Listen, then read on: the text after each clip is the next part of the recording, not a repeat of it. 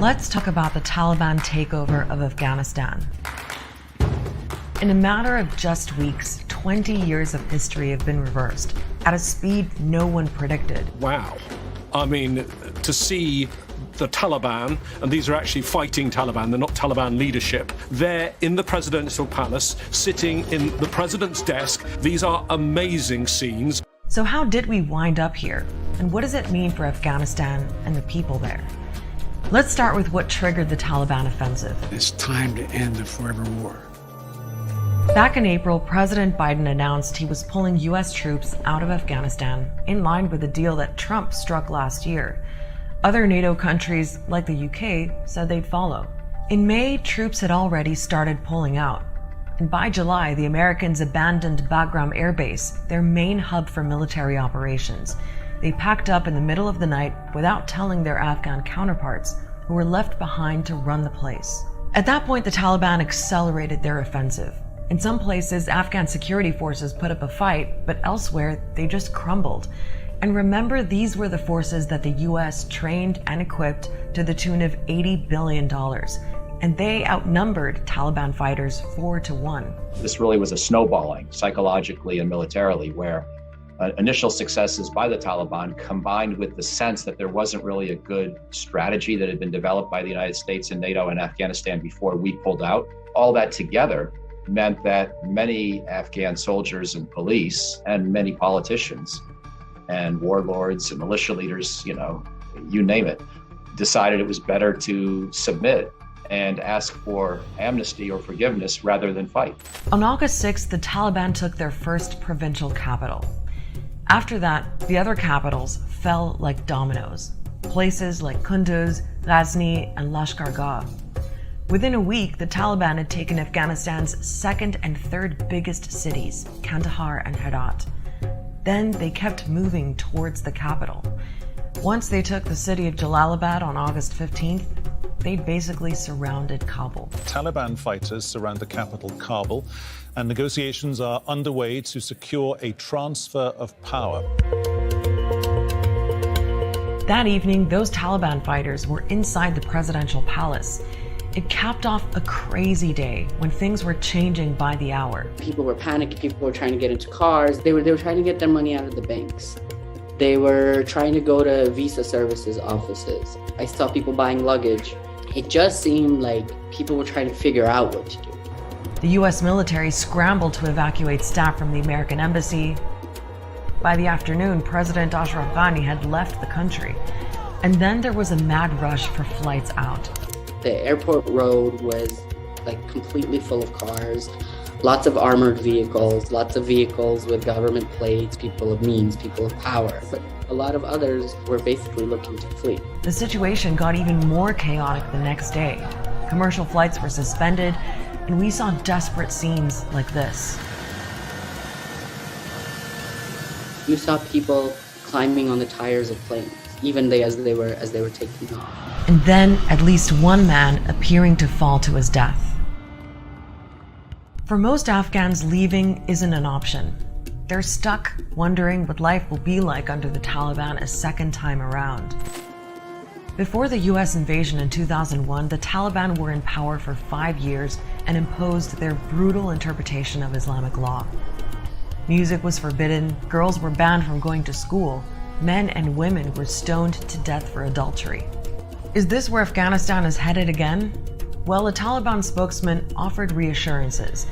He said the group is committed to a peaceful transfer of power, that it would offer amnesty to government officials, and that women's rights would be respected. The Islamic Emirate is committed to the rights of women within the framework of Sharia. In some ways, it's really different from what we were told it was like in 1996. They're trying to be very accommodating. But can they be trusted? Many Afghans are skeptical. They don't see women as their equal or even a second-class citizen. They see them as commodity, as possessions. So expecting them that they have changed and they will let women talk or do anything is far beyond comprehension. They want to reimpose their old version of their emirate, which would result in severe restrictions of most of the gains of the past 20 years, the life people have come to expect. And that life just got really tough. Food prices are through the roof, people are struggling to get hold of basic supplies, and people can't get their money out of banks. There are also thousands of Afghans who fled as the Taliban swept through the country. Many have ended up in makeshift camps in Kabul, adding to the 400,000 Afghans who were forced to leave their homes since the beginning of the year. What's going to happen to all of them? People are still trying to make sense of what happened, and the blame game has ramped up, including from the White House. Afghanistan political leaders gave up and fled the country. The Afghan military collapsed, sometime without trying to fight. We trained and equipped an Afghan military force of some 300,000 strong. We gave them every chance to determine their own future. What we could not provide them was the will to fight for that future.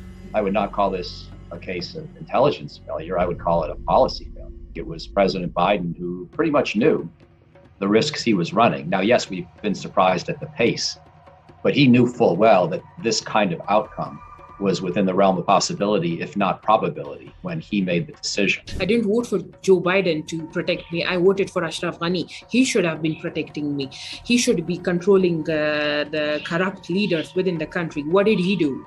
He didn't do anything. He abandoned us. He left us, right? So I'm more furious at my own leaders rather than the leaders in the West. The focus is now on what the new Taliban government will look like.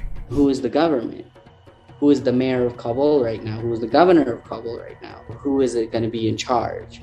And what is that structure going to look like? International negotiators in Doha are trying to answer some of those questions and salvage something from years of peace talks. They're encouraging the Taliban to set up a government that in some way represents different parts of Afghan society. And the Taliban may be open to that as a way to secure a semblance of international legitimacy. But at the same time, their fighters are in the presidential palace and patrolling the streets armed to the teeth. So it's absolutely clear who's calling the shots. If you want some more background, check out our recent episode, Who Are the Taliban? And subscribe to Al Jazeera English so you don't miss our next episodes. We've got one coming up soon looking at Al-Qaeda and whether they're still a threat to the world. Also, if you've got ideas for topics you think we should explain, let us know in the comments.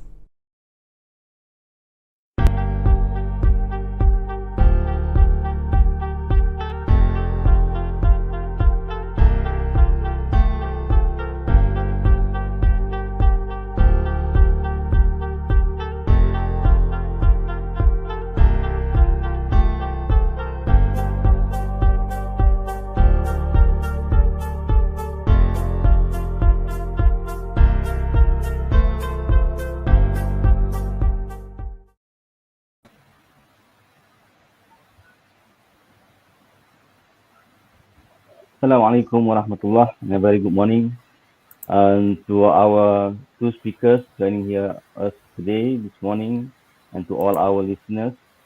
We take it a very casual approach this morning, what we call as a Sembang issue of Afghanistan.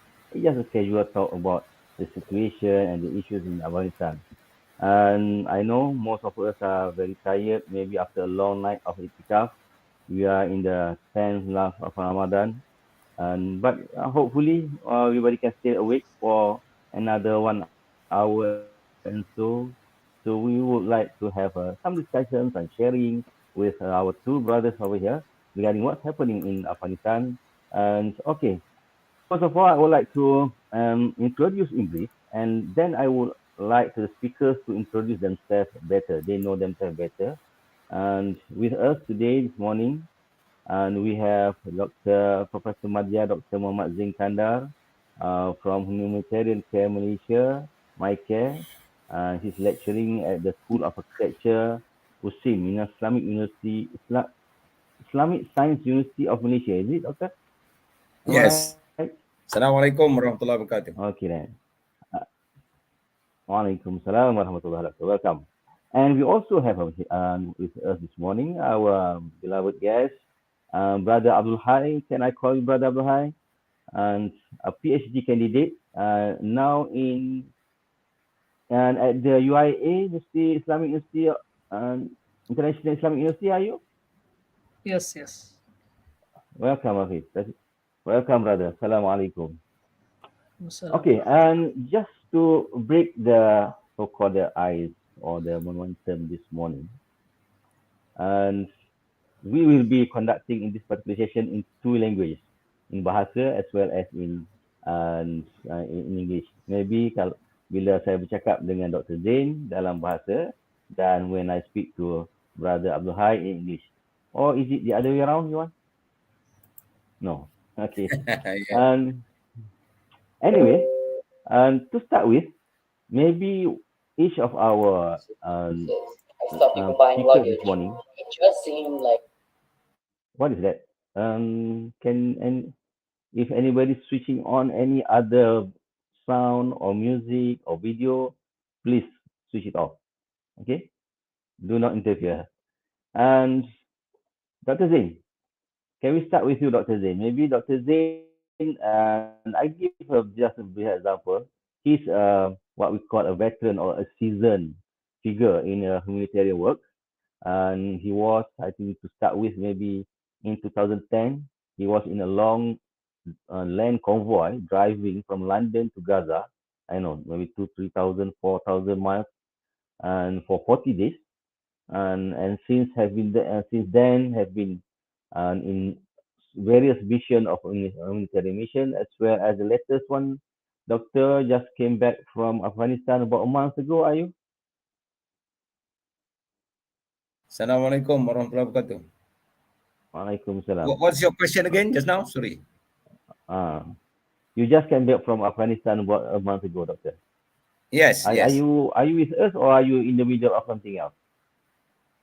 I'm with you, insyaAllah. Okay then, please. Okay. And Doktor, boleh Doktor ceritakan sedikit maybe pengalaman Doktor dalam introduce yourself dan pengalaman Doktor dalam humanitarian mission buat 25 minit. Okay. Bismillahirrahmanirrahim. Assalamualaikum warahmatullahi wabarakatuh. Our beloved moderator, Architect Haji Syed Makradi bin Syed Sakaf, our member board of trustee Humanitarian Care Malaysia, and our beloved brother Abdul Hai Koanitilium. Sorry if I don't pronounce correctly. Our brother from Afghanistan. Alhamdulillah, we are really happy to have you, and because you are there in Afghanistan, and till now only recently you arrived from Afghanistan to continue your study in Malaysia. And Alhamdulillah, when I was there, bila saya berada di Afghanistan, Kabul, saya berkesempatan berjumpa dengan Brother Abdul Hai. Alhamdulillah kami ada pengalaman yang bagus, sarapan sekali, dan sentiasa berjumpa di Kabul, membincangkan dan tentang isu di Kabul dan sebagainya. Soalan Tuan Haji Syed Makradi tadi tentang kerja-kerja kemanusiaan, sebenarnya kalau nak reflect lah, ketika saya belajar di luar negara, iaitu di England, saya mendapat amanah sebenarnya apabila beberapa orang brother minta saya meneruskan. Masa itu ialah isu-isu tentang Palestin lah. Dia kata, don't forget, this is promise. When you go back to Malaysia, you must continue to spread the news of Palestine and so on and so forth. So saya rasa itulah yang memberikan saya rasa kecut perut lah, untuk tidak berbuat sesuatu. Jadi saya cuba menjalankan amanah untuk meningkatkan ilmu dan juga pengalaman melalui penyertaan dalam misi-misi kemanusiaan. Kerana itu adalah saya anggap sebagai amanah yang perlu saya laksanakan selepas Allah SWT berikan sedikit nikmat dapat complete my study di England dan dapat pekerjaan di Malaysia. Jadi apart from my profession sebagai tenaga pengajar di universiti, saya juga merasa bertanggungjawab untuk meneruskan penglibatan dalam usaha-usaha kemanusiaan, khususnya melalui Humanitarian Care Malaysia. Dan yang terkini, sebagaimana disebut oleh Tuan Moderator tadi, saya Alhamdulillah berkesempatan mewakili Humanitarian Care Malaysia memasuki Kabul dan menemui sahabat-sahabat, menemui rakan-rakan saudara di Kabul dan meneroka apakah sebenarnya yang berlaku di Afghanistan selepas Amerika meninggalkan Afghanistan pada 15 ataupun 30 hari bulan Ogos tahun lepas. Secara ringkas, terima kasih. Okey, Alhamdulillah. Terima kasih, Doktor. Betul, cakap Doktor. Selain kita, whoever we are, kita mungkin student, kita mungkin professor, kita mungkin mempunyai apa-apa career, tapi the first of all, we are Muslim and we take care of our brother Muslim as one of our forefront duties. Alhamdulillah. Brother Abdul Hai, we come to you. Okay.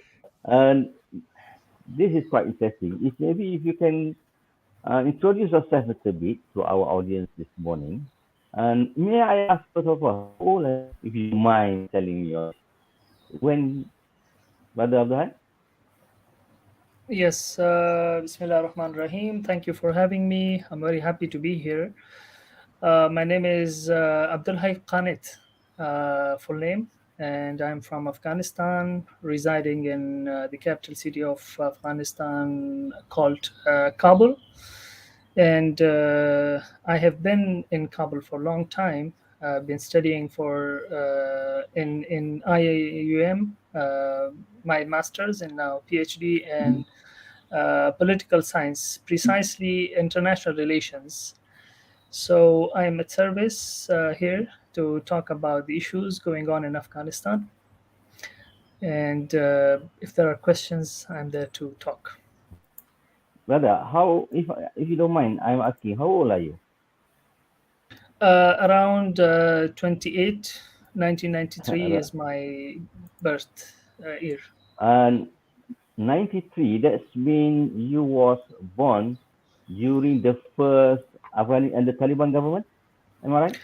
No, that was 1995. I was 2 years old when the previous government, Taliban, came into Afghanistan. I was born in the time of civil war after the Soviet left Afghanistan.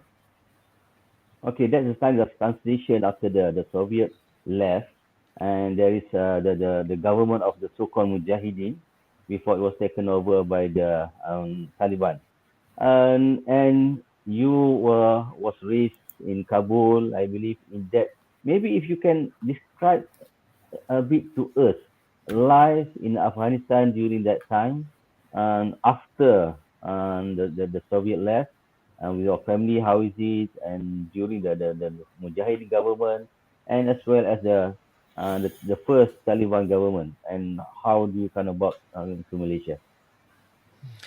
So basically, Afghanistan is going through this whole problem since 40 years, since the invasion of Soviet Union of Afghanistan. Around 8 million of Afghans, they left Afghanistan to neighbor countries like Iran and Pakistan, and some went to, very few to India, and a large number of them went to Europe, United States. They reside there because the situation in Afghanistan became not very good for living in that country.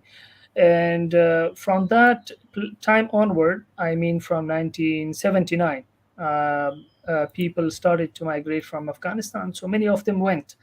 And our families also, they left Afghanistan that time because Soviets, they were very used to and very frequently bombing and shelling the cities of Afghanistan, which was not secured. So our families that time decided to leave Afghanistan and go out. So they went out of Afghanistan, and that ended in coming back to Afghanistan after a long time.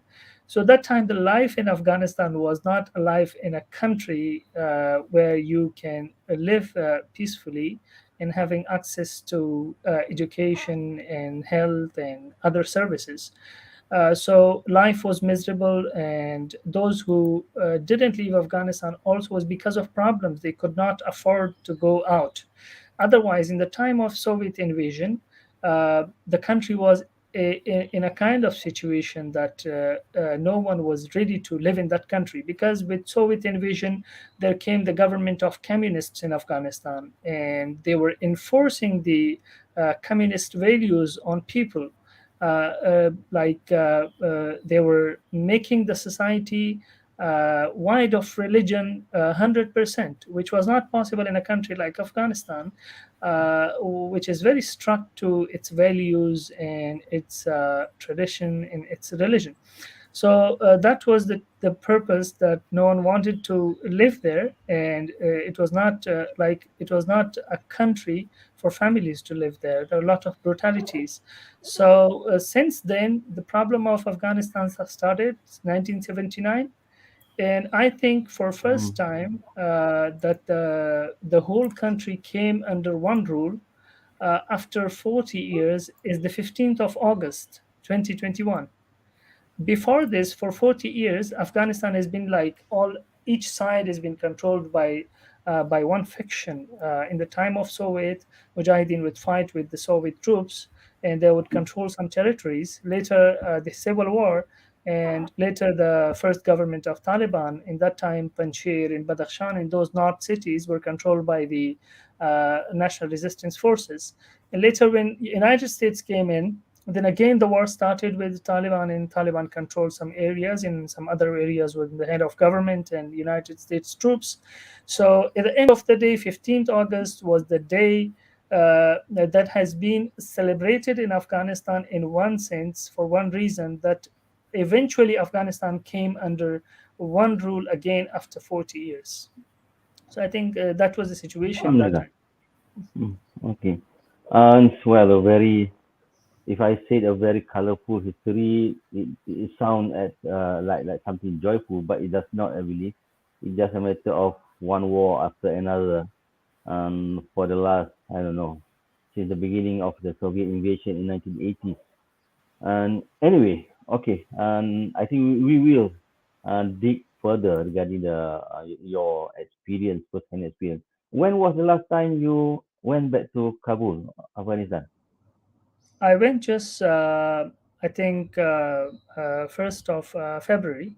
I was there in this February and March because I finished my master degree and I came back to start my PhD.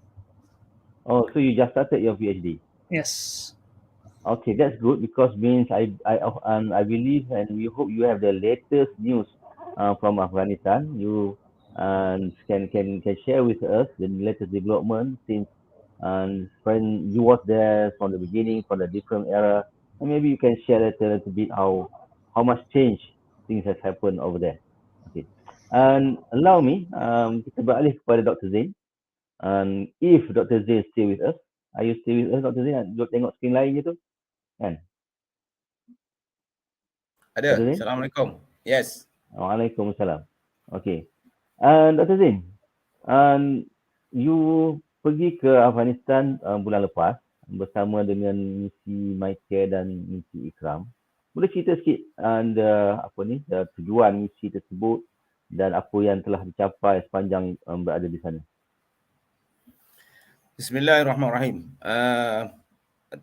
Basically,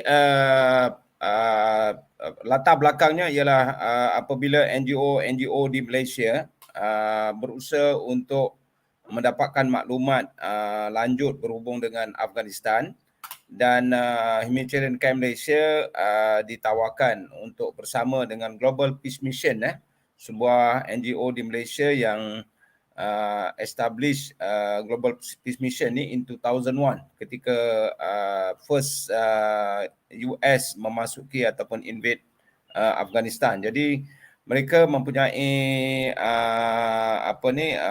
pengalaman dengan Afghanistan, dan juga Datuk Ahmad Azam, iaitu beliaulah sebenarnya yang establish Global Peace Mission daripada Angkatan Belia Islam Malaysia. Beliau dilantik oleh Yang Berhormat Menteri Luar Malaysia sebagai penasihat khas mengenai Afghanistan kepada Menteri Luar Malaysia. Jadi rancangan beliau ialah untuk ke Afghanistan juga mendapatkan maklumat. Jadi bersama beliau ditawarkan beberapa NGO untuk menyertainya lah.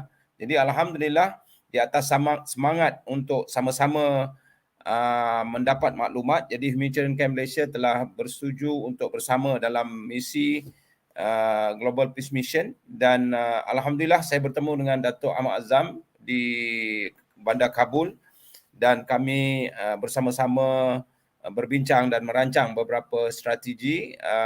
Yang pertama, tujuannya ialah untuk mendapatkan maklumat tepat berhubung dengan situasi terkini di Afghanistan. Kerana seandainya kita tidak berada di Afghanistan, mungkin banyak maklumat kita akan perolehi daripada media-media antarabangsa yang sudah tentulah nawaitu mereka adalah untuk memberikan gambaran yang salah berhubung dengan Afghanistan. Tambahan lagi, selepas 15 Mei apabila kerajaan tajaan Amerika jatuhlah basically bersama dengan tentera Amerika yang dalam proses meninggalkan Afghanistan, iaitu pada bulan pertengahan Ogos sampai akhir Ogos tahun lepas, maka seolah by default kekuatan ada pada kumpulan Taliban, maka Taliban telah memasuki istana dan juga mengambil alih tampuk pemerintahan di Afghanistan. Jadi kedatangan kami dialu-alukan sangat oleh semua pihak, sama ada pemerintah Taliban maupun rakyat biasa, NGO dan sebagainya. Dan alhamdulillah hasrat Global Peace Mission adalah untuk coordinate bantuan-bantuan yang kedua, yang objektif kedua, untuk menyalurkan bantuan kepada rakyat Afghanistan, yang kita tahu bahawa konflik yang berjalan itu telah menyebabkan banyak isu-isu, termasuklah isu ekonomi dan juga kemiskinan, pelarian dan sebagainya. Jadi objektif kedua kami ialah untuk memberikan bantuan, dan alhamdulillah melalui koordinasi Global Peace Mission dan juga yang bahagia Datuk Ahmad Azam sendiri, kita telah berjaya mewujudkan satu pusat yang disebut sebagai Malaysian Humanitarian Center, MHC, yang mana hasratnya ialah untuk menjadi one stop center kepada rakyat Malaysia dan juga NGO di Malaysia seandainya mereka ingin datang ke Afghanistan. Itulah tempat khidmat, memudahkan urusan-urusan untuk apa juga, sama ada dalam rangka untuk memberikan bantuan kepada rakyat di Afghanistan ataupun untuk ziarah, untuk mendapatkan maklumat, mungkin peluang-peluang kerjasama ekonomi, peluang kerjasama pendidikan, peluang kerjasama sosial dan sebagainya. Jadi alhamdulillah 19 hari saya berada di Afghanistan selepas mendarat daripada Islamabad, mendarat di Kabul. Jadi alhamdulillah saya berpeluang bukan saja menyampaikan bantuan yang diamanahkan oleh rakyat Malaysia melalui Humanitarian Care Malaysia, tetapi juga kami telah berjaya untuk mendapatkan maklumat yang tepat berhubung dengan situasi di Afghanistan, termasuklah penyusunan beberapa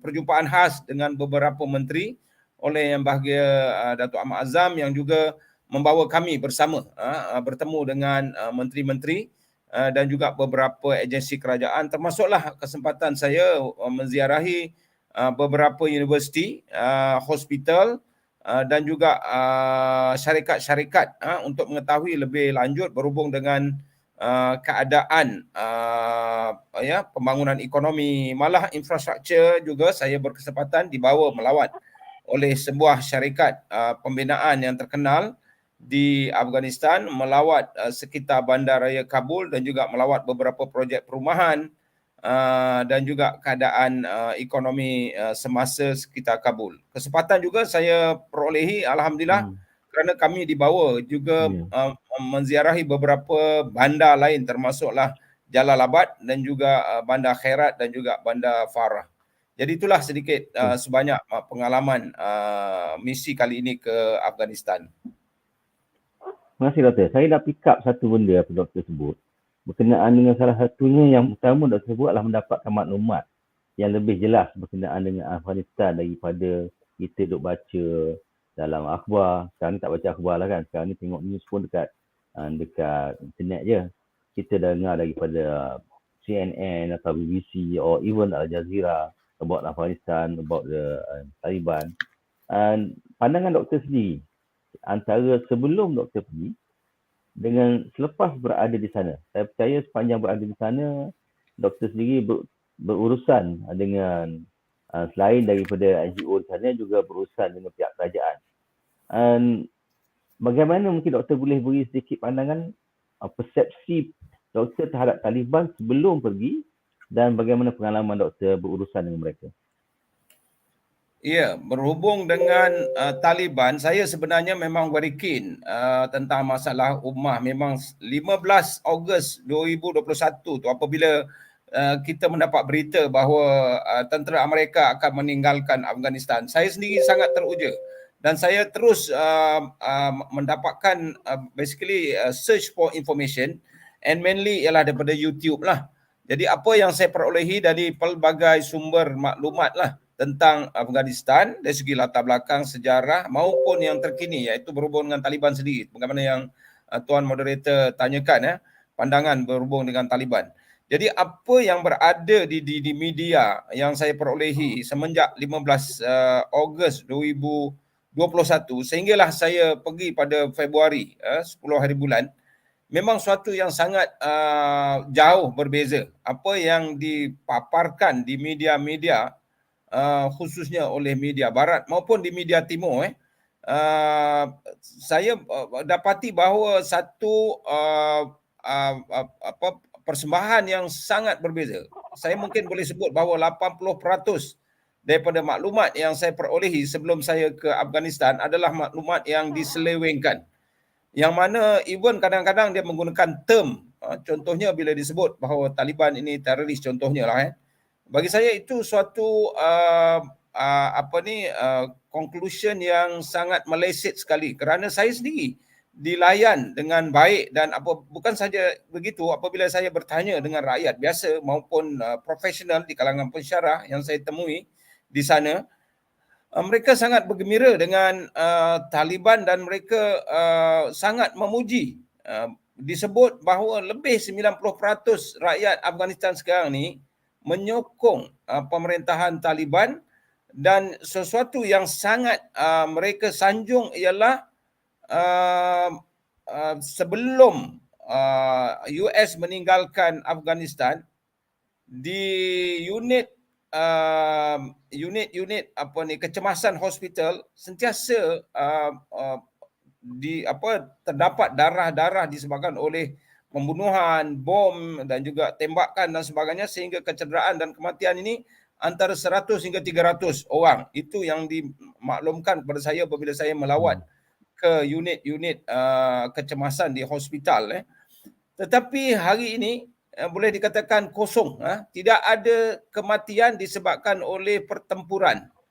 Jadi aspek keselamatan ni suatu yang sangat diimpikan oleh rakyat di Afghanistan, dan mereka sekarang ni terasa bahawa mereka bebas daripada cengkaman pembunuhan dan juga kehidupan yang kita faham apabila berlaku. Jadi ini merupakan satu kejayaan kerajaan Taliban yang memastikan bahawa keselamatan di dalam negara itu terjamin dan rakyat bebas untuk bergerak ke sana kemari. Malah saya sendiri saksikan bagaimana wanita, sama ada wanita muda, wanita dewasa, kanak-kanak bebas berjalan di tengah-tengah bandar di Afghanistan tanpa sebarang keraguan. Dan itu persepsi yang saya perolehi sangat silap sebelum pergi dan selepas saya berada di sana. Alhamdulillah. I come to Brother Abdul Hai. Brother, just now I asked Dr. Zain his perception regarding Taliban before he went there and after he went there. And he gave a very a much different picture of what he thought a Taliban was and after his own experience. I will ask you more or less the same question, but as an Afghan itself. And how do you know Taliban, or how do you actually experience Taliban, or as much as you know, who is Taliban in compared to what being portrayed by the media, be it Western media or any other media? Please. Yeah, so of course, one thing is very natural, and it is a reality that the situation on the ground in whatever is told in media is completely different. Whatever is told in media is out of the ground, and they know a little bit about the ground. In some media channels, I couldn't name them, but some big of them who have a lot of influence in the world, they are biased to this situation. For 20 years, Afghanistan was going through this whole problem, war, shellings, bombs, and people would die, and people will go to be refugees in other countries. They will face poverty, they will face a lot of problems, but they were not covering Afghanistan at that time. The big media channels will show only the positive image of Afghanistan: beautiful mountains and beautiful lands and beautiful gardens, and the beautiful culture, dances, and those things. Because for the simple reason they wanted to show to the world that the liberal democratic experience in Afghanistan is successful. And that was they had reasons, because the money that was coming from to Afghanistan from NATO countries led by the United States was the money of its people, the American public. They wanted to show to the American public that whatever we are doing in Afghanistan, we are successful and we are going into the right direction. The people, the public in the United States, in the world, was thinking that there is no poverty in Afghanistan, there is no problem, everything is going right, and they're successful at war and everything. But this was the narrative which was made by the media. We were telling that time, we were living in Afghanistan, and we were saying this is not the right narrative, but who would accept? Because if those big channels would say. So the main thing is that now as well, now they turned a 180 degree. Now they wanted to show everything negative, and to show to the world that, see, when the West has left Afghanistan, everything is going in negative direction. So both of them is wrong. Actually, we had problem that time, and we have problems today. Both problems resides in Afghanistan. Those people who live there, like me, they see that the poverty problems we are facing today were the same in the previous government, in previous time, but no one would pay attention because media would not portray it. So that is the problem. Humanitarian crises were there, and those people who were actually getting salaries from the government, all of them are getting salaries now. In the first 2-3 months, the government could not give them salaries because it was a big, you call it revolution, and they could not set the government to give money to everyone. So now, like, it's been 4 months, 5 months that they're paying salaries of all government employees each month. So those problems are solved. The people who were actually went to this into this poverty line because of not getting the salaries, they're getting their salaries back. But who are the people who are still in the problem? Those were the people who were in problems before, but they were not shown. So of course there is a completely different image on the media, and in the image you go there. I met Dr. Zain there, and I was in Kabul when this Malaysian delegation came to Afghanistan. I saw them on the first day. Some of them told me that we were told something else and we saw something else. This is completely different, because you saw in markets, in superstores in Kabul city, you see that's full of people shopping and going there and doing their work like they're doing normal, women, girls, boys, and everyone. So actually that's the thing, that the narrative made on media is completely a biased and political one, and no one should agree with that, but rather ask the people who went there, saw Afghanistan, or who are from there. I would agree with this one. Alhamdulillah. Sound that now, only now, that life come back to normal as any other country. Before this, everything is about war. Everybody are about afraid going out. We should talk about many things later, but we should talk about what the positive changes has this whole thing brought after 15th of August. There are some negative things, I don't deny. There are many negative things which are going on, and they're not to the extent that the media is showing, but there are some. But there are some positive things as well. The positive things, I think, are overweighting the negative things, but no one is looking at that, and we should talk about those things too. Okay, we will. Don't worry. We will touch on the much and ground issues after this. I just to get the bigger picture first, trying to get right the perception about Afghanistan, the big outlook of it, and being trying to understand some countries that to the perception of outsiders like us are very much on backward countries, the poor countries, and always in the war. But at the same time, you manage to defeat the world powers for a few times, from the British to the Russian, and even the Americans. That's something that that maybe other people can learn. Okay, coming to that, and when we was at the beginning of the session, we was shown a quick Al Jazeera video clip, and there's one guy, Afghanistan, and Afghan over there saying that the claim of Taliban have reversed what has been achieved for the last 20 years. I believe what he means by the last 20 years is since the Americans came in, or rather than invade Afghanistan. In your view, in your own eyes, actually, what have Afghanistan achieved in the last 20 years when the American was there, if any? Yes, actually, I know the person who was talking to Al Jazeera.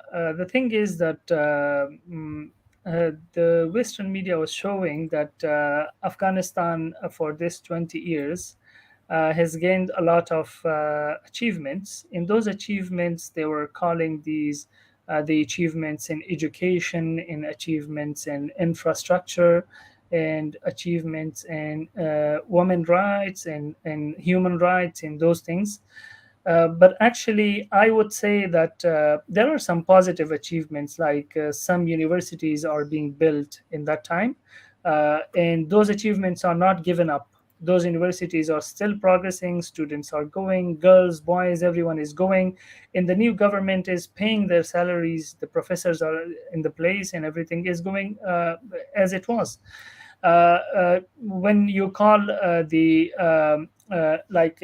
one thing they're mentioning all the time, that is also the achievement, is the full-fledged freedom of Afghan society.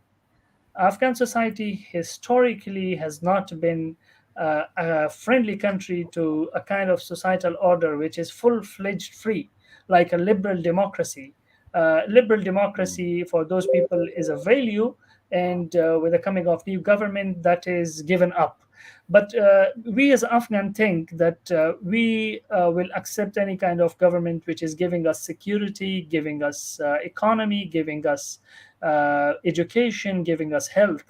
And those four things, unfortunately, were not there in the time of American occupation of Afghanistan. You wouldn't find security. We did not have any kind of economy of our own. About 90% of Afghanistan, 90% of Afghanistan was financed by Americans.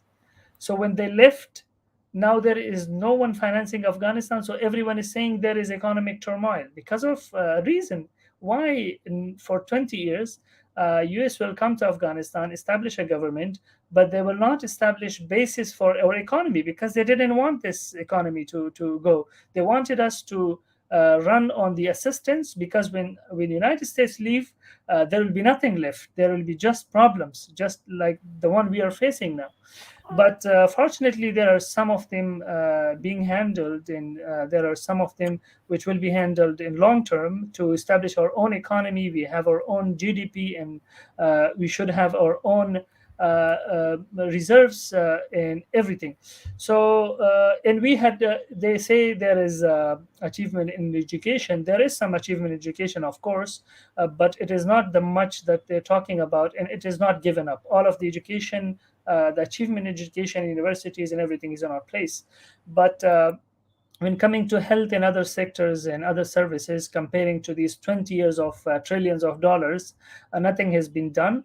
And about human rights, no one can deny this, that for 20 years, if the only thing is violated in Afghanistan, that is the human rights, bombing Afghans, bombing cities in Afghanistan, killing people, imprisoning them in a very, very notorious prisons in Afghanistan, which are famous in the world. So that was how. But I'll tell you again, like the narrative is made that we have been doing very good because there is liberal democracy, everyone is free to speak, and everyone is free to assembly. But that was not the thing which the Afghans want. Afghans wanted life, and they were not giving them life. So there are some achievements which the new government should preserve, like the achievement of education, the achievement of women rights in the confine of our religion and culture, and other rights of minorities and everyone. Those achievements should be solidified in the Afghan society and secured, I'll say, to the great extent. So all these achievements, but we should talk about the achievements of the new time as well, the achievement of security and whatever happening. Yeah. Inshallah, thank you very much. And I think that summarized a lot the so-called 20 years achievement of the American invasion. And another major issues people are being questioning, or people are being thinking, or being so-called misled as far as Afghanistan is concerned, is regarding the rights of the woman and girls. And saya datang pada Dr. Zain dulu, berkenaan dengan ni. I will ask Dr. Zain first regarding this matter. Dr. Zain, when you was there, sepanjang berada di sana, tentunya apabila pergi berjumpa dengan NGO atau berurusan dengan masyarakat, akan berjumpalah juga dengan kaum wanita dan kanak-kanak dan sebagainya. Bagaimana pandangan doktor ataupun persepsi doktor melihat yang digembar-gemburkan bahawa wanita ni dipinggirkan, wanita ni tak ada hak, wanita ni macam dilayan dengan second class citizen dan sebagainya. Persepsi tersebut, macam mana pandangan Dr. Zain setelah berada di sana sendiri?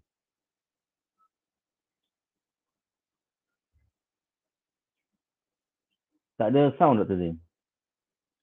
Tak dengar sound. Okey, alhamdulillah, terima kasih di atas soalan yang sangat penting sebenarnya, yang juga disalah persembahkan di kebanyakan media oleh mereka yang membawa keluar berita tentang Afghanistan. Alhamdulillah, saya sendiri berkesempatan bukan saja menemui orang awam di kalangan wanita, memerhatikan mereka di bandar-bandar, tetapi juga saya berkesempatan mempunyai beberapa sesi dengan NGO wanita di Afghanistan. Alhamdulillah, dan kita maklum bahawa sesuatu yang agak strong lah dalam konteks wanita di Afghanistan. Mereka sebenarnya sebagaimana yang disebut oleh Brother Abdul Hai tadi, bahawa yes, memang di sana ada liber demokrasi sebelum ini, kononnya ada human right, tetapi sebenarnya wanita di sana memanglah mereka ini dari segi sejarahnya ada tradisi agama dan juga tradisi masyarakat setempat yang kita tahu. Tetapi alhamdulillah, apabila saya temui beberapa NGO, termasuklah NGO wanita, saya dapati bahawa mereka begitu terdedah dengan dunia dalam maknanya sekarang ni melalui media, sama ada media internet maupun media perdana. Jadi sebenarnya mereka sangat progresif, kalau saya boleh sebut begitu. Mereka yang mendapat pendedahan dan juga menggunakan kesempatan, kerana di Afghanistan terdapat banyak institusi pengajian. Walaupun dari segi sejarahnya mereka ni ada tradisi kehidupan yang kita tahulah, kelompok di kawasan Afghanistan, Pakistan tu bagaimana tradisi wanita mereka yang kebanyakan berada di rumah dan sebagainya kan. Tetapi di Afghanistan ni alhamdulillah mereka walaupun dalam keadaan yang konflik berjalan, tetapi sebenarnya wanita itu boleh merebut peluang yang ada. Malah diberkatakan semua universiti-universiti membuka ruang kepada wanita untuk mendapatkan pendidikan dan sebagainya. Antara universiti yang saya ziarahi ialah Salam University. Antara hospital yang saya ziarahi ialah Al-Hayah Hospital, dan saya dapati bahawa wanita-wanita terlibat dalam pembangunan pengajian dan juga pendidikan di universiti dan juga di hospital, malah di industri. Jadi apabila saya bertemu dengan NGO wanita, mereka sangat proaktif dan mereka berjaya meletakkan diri mereka dalam keadaan antara dua ekstrim. Yang pertama, ekstrim yang dibawa oleh Western, iaitu Barat itu sendiri dan juga Amerika, yang cuba liberalize. Ini maklumat yang saya perolehi. Mereka bukan saja datang dengan ketenteraan, tetapi juga mereka datang dengan pelbagai media. Ratusan new channel dibawa masuk, dan juga channel-channel radio maupun TV yang mendedahkan bahan-bahan dan material yang bertentangan dengan tradisi yang mereka ada. Satu lagi ialah, of course, ada satu bentuk ekstrim dari segi tradisi, tetapi wanita-wanita yang ada di sana hari ini, terutama yang dapat pendedahan pendidikan tinggi dan juga melalui NGO yang saya temui, mereka begitu berada dalam posisi yang memberikan keseimbangan antara dua ekstrim tadi, iaitu Western dan juga tradisi. Dan bagi saya memang betul bahawa ketika Amerika di sana, hak mereka inilah yang diketepikan sehingga tidak ada sumbangan yang mereka boleh beri, sehinggalah ke saat ini wanita tidak boleh memandu kenderaan. Pun begitu, setengah NGO yang saya temui, wanita-wanita mereka sangat aktif dan mereka mempunyai pendidikan sehinggalah di peringkat degree, master, malah ada di peringkat PhD. Jadi sebenarnya tidak sebagaimana yang saya perolehi di media-media yang mengatakan bahawa wanita ini dengan pakaian berkelubung dan duduk di rumah sahaja. Malah mereka juga participate dalam kerja-kerja kemasyarakatan, membangunkan society. Malah dalam sektor yang sebut pendidikan, mereka ramai di kalangan mereka adalah pensyarah wanita, dan juga dalam sektor kesihatan, iaitu di kalangan doctors, termasuklah doktor pakar dan sebagainya. So many of them are quite highly educated as well. Sorry, many of them? Quite highly educated as well. Quite highly educated. Semua wanita NGO yang saya temui, saya berkesempatan untuk menemui NGO, malah mereka juga sangat updated. Mereka boleh set up their own TV channel dan juga TV studio, radio studio, yang mana ini suatu achievement dalam keadaan even tertekan dengan susah nak bergerak dengan ancaman keselamatan. Salah satu yang disebut oleh wanita di sana apabila saya temui, dia kata, kami ni bila kami keluar, kami pun tak yakin kami boleh balik menemui anak dan juga keluarga kami. Tetapi apakan daya, kami akan terus melaksanakan tugasan iaitu untuk membantu masyarakat. Malah apabila sampai di sana, apabila saya kata cuba bentangkan apa yang, what is your request for Malaysian, mereka mengemukakan 100% cadangan-cadangan berhubung dengan macam mana nak membangunkan masyarakat mereka. Semua projek-projek ialah how to empower women, how to empower children, how to train their women to be independent and so on and so forth. Begitu sekali maknanya hasrat mereka untuk membangunkan komuniti, khususnya wanita-wanita. Cubanya peluang itu tidak diberikan oleh kerajaan yang terdahulu. Malah mereka apabila ini cerita salah seorang pada wanita, apabila dia cerita bagaimana apabila beliau pergi ke government officer di pejabat kerajaan, orang di pejabat kerajaan tu pelik, dia kata, kamu ni dengan tudung apa semua, sebab apa datang kemari? Jadi seolah-olah bertudung tu pun merupakan satu yang pelik di pejabat-pejabat kerajaan ketika sebelum Taliban, iaitu 15 Ogos. Jadi ini perkara yang sebagaimana disebut oleh saudara Abdul Hai tadi, kononnya mereka ada liberal demokratis, tapi sebenarnya mereka menekan human right, khususnya wanita-wanita.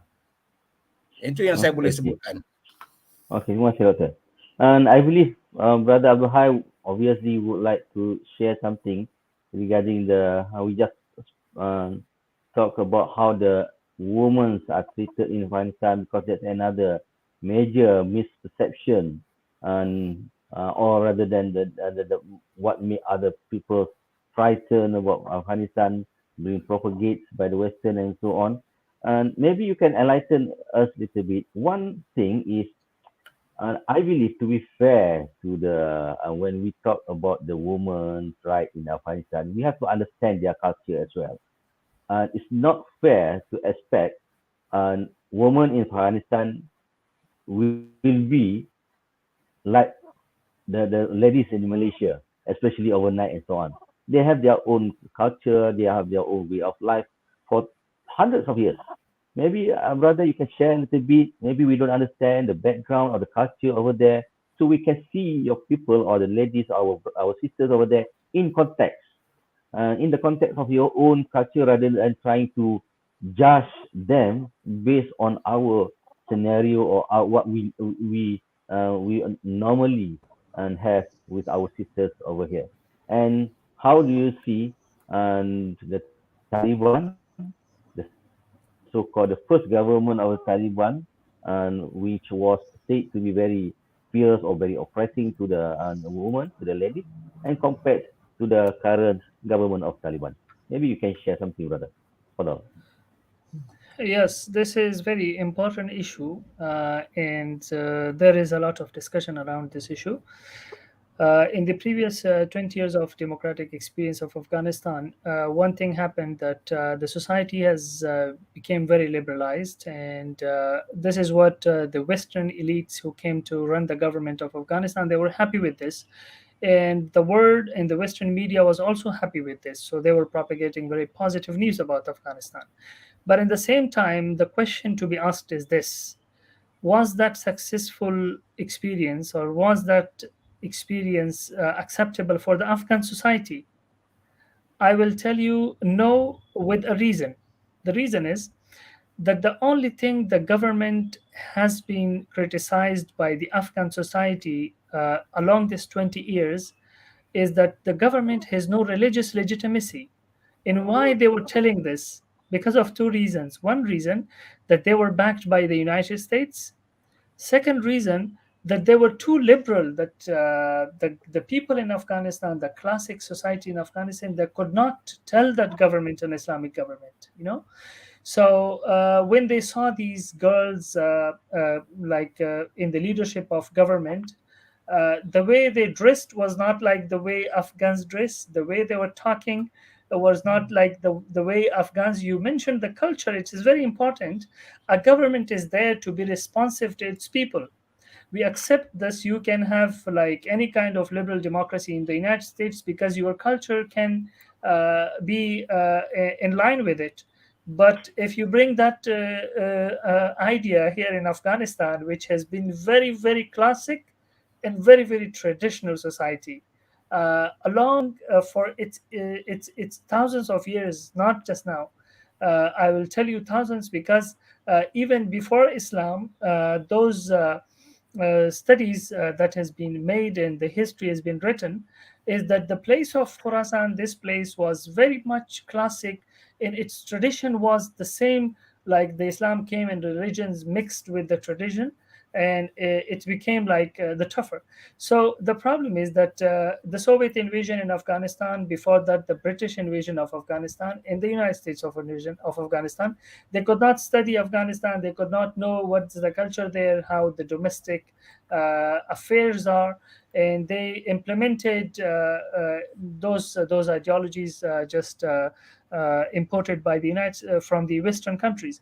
So women in Afghanistan, they should be given rights. There is no second thought in it, that they should be given rights, the right to education, the right to work. The discussion is not in this. The discussion is this, that whether the women should be allowed to be liberal as they were before in 20 years or not. This is the question, because right to education, they're going to their universities. I have my sisters, they're going to university pursuing their masters and bachelors, and they have no problem. There is an issue about the higher school education from 6th grade to 12th. And that issue is now, there are rumors that it will be solved after Eid. They're not saying that we are not going to give the right of education to girls. They're saying we're committed, but we have to produce an Islamic and traditional atmosphere for the girls. This is good thing. This is what maybe media doesn't like, the Western media, but majority of Afghans like that their sisters, their daughters, go to schools, universities where they'll be safe in the environment. They want a culturally suitable and religiously motivated environment. This is what I want for my sisters and everyone in Afghanistan. I will say like more than 80% of Afghanistan, 60% is rural areas. You cannot see, Dr. Zain went to Afghanistan, you cannot see a woman without full scarf in rural areas in Afghanistan. And that is 60%. In cities, you will find only few cities where you can find the girls having no scarf. So this kind of tradition, very, very tough tradition. It is not made by governments. It is coming from years. So you should align the government with those kind of beliefs. Otherwise, the government will fall. They will not have legitimacy. The people will not support this. And that was the reason that the last government of the American occupation, the Afghan government was voted only 1 million out of 40 million people.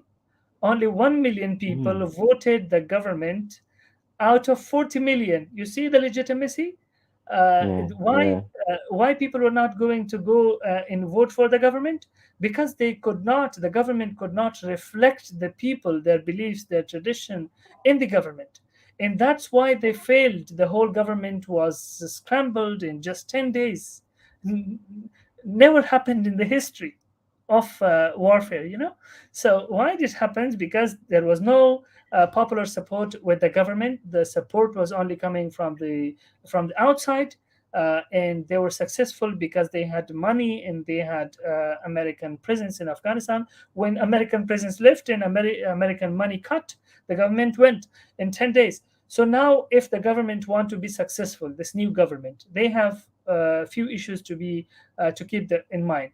One thing, that they should give the right of education and the right of work to all women in Afghanistan who want to work. And I think they should foster the women education for us to have educated women in the future of Afghanistan who can play good role in Afghanistan. But again, this whole thing should be in the confine of our tradition and our religion, so that no country, no family in Afghanistan feel insecure about their girls and their sisters and daughters going to universities and schools and work. You have in Malaysia, you have like women work and they go to universities, but you have laws that if there is a problem, that those laws could be invoked. But if I tell you the stories of Afghanistan, that a workplace for a woman in the previous government was not a secure place. My sisters has masters, but they're not going to work because of that insecure environment in the workplace. And in the same time, this thing cannot go. This is not the woman empowerment. This is that you are letting women in that traditional society not to come to work because you are not giving them environment. So we were reasoning that time that if you want women to go to education, have education, go to universities and come to workplace, you should give them environment. I'll tell you, millions of families, they would not give education to their women because of one reason. I've sat with a lot of those people, and they would say universities are not the places where we can send our sisters and daughters, because that's not a safe place for people. And they will say it's not a safe place for a decent people like us. Why they would say this? Because there are some reasons, and those reasons should be solved. So the new government, if they're saying that we are giving them a religiously motivated and a culturally fit environment, this is a very good thing. But the least that everyone is expecting the government that they should give them the right to education and work. It should be in the confines of religion. So I think very important, rights should be given, but rights should be given which are responsive to the Afghan society. It is very complicated to know the society of Afghanistan regarding women issues, and no one can explain this in a lecturer unless he goes to Afghanistan, see rural areas, sit with them, and go be guest of some families in Afghanistan, and then see how the cultures goes, and then you can know how to deal with that. Okay, then, thank you very much. Brother, you mentioned a few times when you spoke just now. You mentioned a few times regarding that the government should do this, the government should do that, the government should. There are so many should. They have been there for the last 10 months or so, almost 10 months. And how do you see what they have achieved? Obviously, we did not expect them to be achieve everything in the last 10 months, but at least are you seeing them going the right direction in general? Obviously, there are few exceptional cases, but in general, do you feel that they are going in the right direction as far as maybe in the women rights, in the education? We heard some reports coming from the so-called Western media that saying that now the Taliban government is making a U-turn regarding women education. Women can only go up to the maximum grade 6 only. After that, they cannot go to the education. Yeah, that was even in the Al Jazeera mentioned. So how do you see that? Is that true, or are they going to the right direction, or how? See, if you talk about the direction of Afghanistan, you should know where Afghanistan stood at 15th of August. If you know where it stands, then you may know what direction should it go, what kind of things should it pass. The first thing is 15th of August. For 40 years, I said before, there was no security in Afghanistan. The main thing is to provide security to the people. Afghanistan is very much geostrategically important country, and it is not maybe very much, it is very vulnerable to security because it has been insecure because of political reasons. So now the first thing for them is to secure Afghanistan from 4 or 5 sides. From all around Afghanistan, there should be security, one government, and no other people should be allowed to function inside Afghanistan. So when you have this central government, that is the first step that you can do whatever you want. If you want business in future, you need security. If you want education in future, you need security. If you want economy in future, you need security. So for now, for them, the most important thing is security, and they have challenges. The American occupation in Afghanistan for 20 years have given birth to a lot of problems, security problems. So now they want to solve this. Second thing about education, in these 9 months, they have opened universities for boys and girls. They're opening, they are budgeting universities, giving salaries of professors. They open the government's institutions back, because when this kind of revolution comes, you should start everything from 0 point. And now they're in 0 point. For now, I will say that those things happened and those things done are somehow good, but they should do more. But we are not expecting them to give us Twin Towers in 10 months. No. They should give us Afghanistan with good economy, good education, good development, good future, who is friendly to everyone in maybe 5 to 10 years. But they should give us this, and this direction should be followed. And that direction can only be followed if there is security in Afghanistan, for which they're trying. If there is a good economy in Afghanistan, for which they're saying that we are going to make our own basis for our economy. We want to start trade with the Central Asian countries, South Asian countries, with China, with Russia, and with Europe maybe sometime later. So this is a good thing that they started universities. Now they're saying there are very rumors these days. It's been 3 days that rumors in Afghanistan that high schools will start after Eid. So the school issue from 6 to 12, this doesn't mean that they don't allow, because if they were not allowing private universities, public universities, for girls too. But the good thing is, the positive thing, which the Western media doesn't cover, is that all girls are going to public universities. Thousands of them goes to Kabul University. Maybe Dr. Zain has visited Kabul University or Jalalabad University. In many universities, millions, I'll guess thousands of these students to each universities goes every day. So about 6 to 12, they say we did not have money before, because they're all public schools.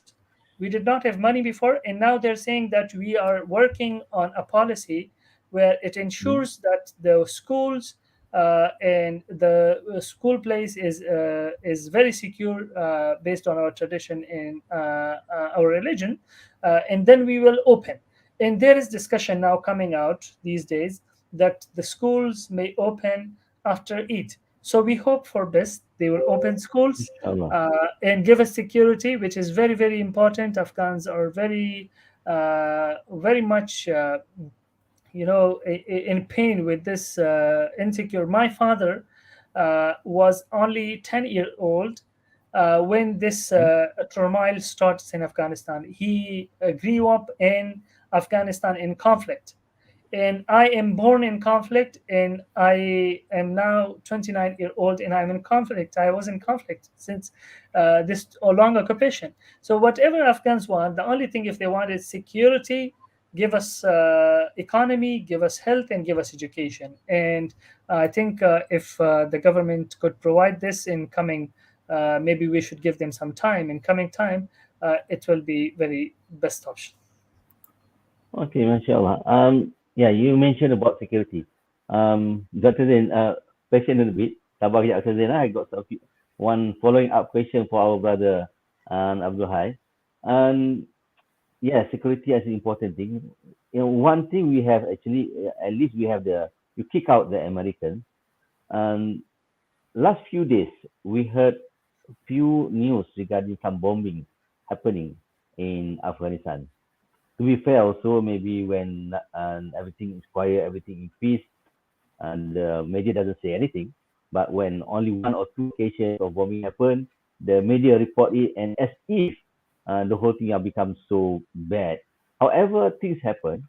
There was a report of an attack in Madari Sharif about a couple of days, 2 days ago, and another attack about last week, and a school and in Kabul. And as well as I think in mid of April, when there was an attack from Pakistan to the area of Khost and Kunar.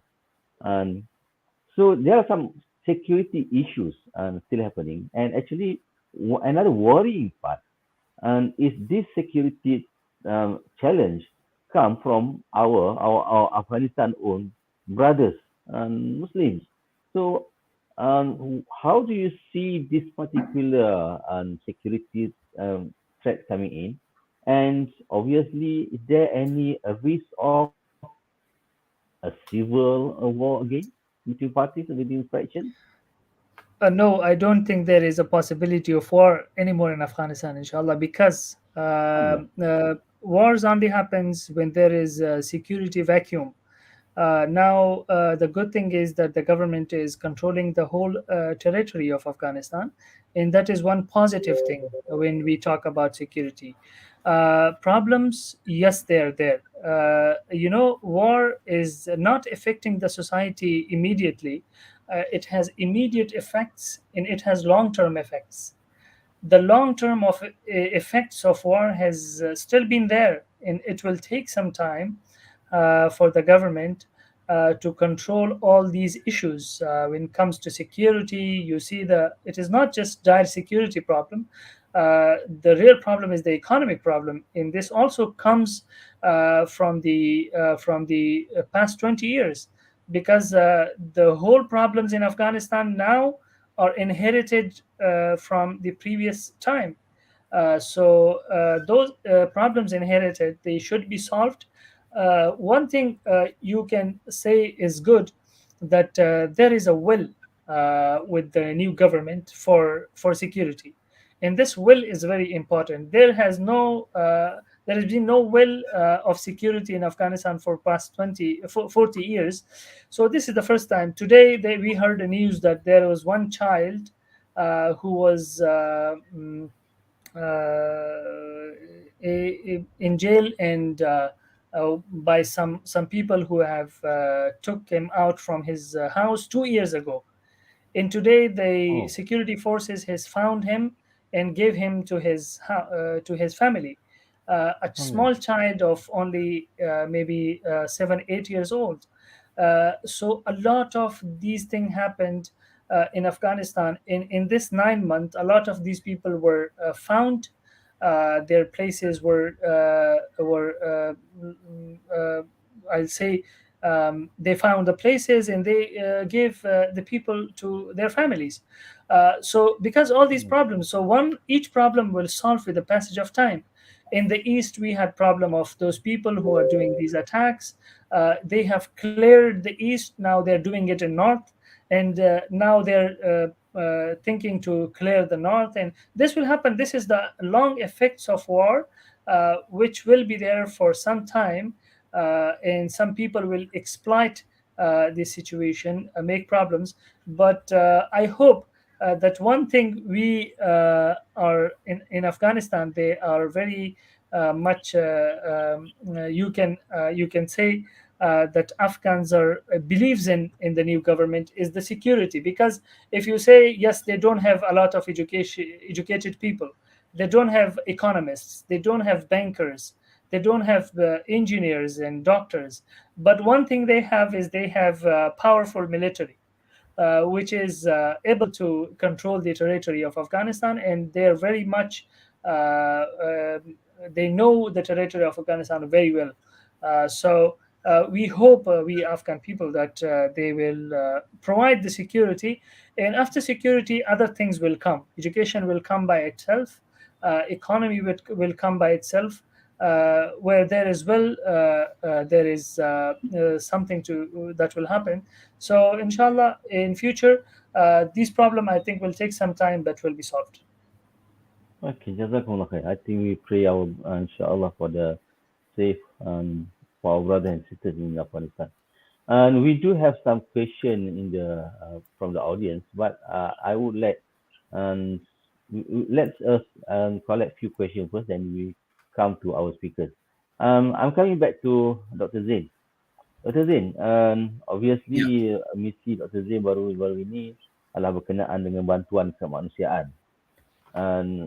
Sememangnya isu kemanusiaan masih menjadi satu isu yang besar di Afghanistan, walaupun kita kata patutnya dah 20 tahun dan mereka datang kan, takkanlah dia tak buat apa-apa sambil dalam 20 tahun tu masih bergantung pada makanan atau bantuan daripada luar. Tapi itu dah berlaku. United Nations pun reporting bahawa 24.4 juta. Rakyat Afghanistan ada 40 juta. Rakyat Afghanistan ni lebih ramai pada Malaysia sebenarnya. Kan kita hidup ingatlah macam negeri kecil, negeri mundur. Tapi rakyat Afghanistan lebih ramai pada Malaysia. Ada 40 juta. Itulah yang Brother Abdul Hai sebut tadi. Daripada 40 juta, apabila ada bangun 1 juta je yang keluar. Maknanya hanya 2.5% yang keluar. So, what kind of legitimacy that kind of government have? That's the issue lah. And anyway, soalan kepada Dr. Zain, daripada mungkin Michael sendiri telah membuat beberapa kajian atau studi berkenaan keperluan bantuan kemanusiaan di Afghanistan, dan dengan itu misi telah diatur untuk membantu mereka. Dan on the ground sendiri, Dr. Zain tengok macam mana dari keperluan bantuan kemanusiaan ni, terutamanya dari segi food security lah. Betul ke yang dikatakan masih ramai yang macam almost kebeluran, atau kalau tak dapat bantuan maka tak ada makanan dan sebagainya. Bagaimana situasi bantuan kemanusiaan di sana, Dr. Zain? Silakan. Terima kasih, soalan yang penting. Saya sebenarnya lebih teruja dengan explanation Brother Hai yang begitu detail dan structured. Mungkin beliau sendiri, orang kat sana mengetahui tentang latar belakang. Saya ingin mengutip apa yang berlaku di Afghanistan sebagaimana beliau sebut tadi adalah inherited atau diwarisi oleh 20 tahun Amerika dan juga 40 tahun semenjak Rusia mula datang kan. Tetapi membandingkan antara Amerika dan juga Rusia, sebenarnya Amerika lebih tidak bertanggungjawab, saya boleh sebut begitulah. Kerana sebagaimana maklumat yang saya perolehi direct daripada Menteri Pendidikan sendiri apabila beliau menyatakan bahawa kesukaran untuk melaksanakan pendidikan, melaksanakan membuka sekolah-sekolah kerana Amerika tidak menyediakan infrastruktur yang minimum, yang mencukupi banyak keperluan. Jadi Afghanistan yang diperintah oleh Taliban hari ini baru sahaja nak mengutamakan keselamatan, tapi mereka juga terpaksa memikirkan tentang aspek infrastruktur yang tidak langsung diberi keutamaan oleh kerajaan terdahulu yang ditaja oleh mereka.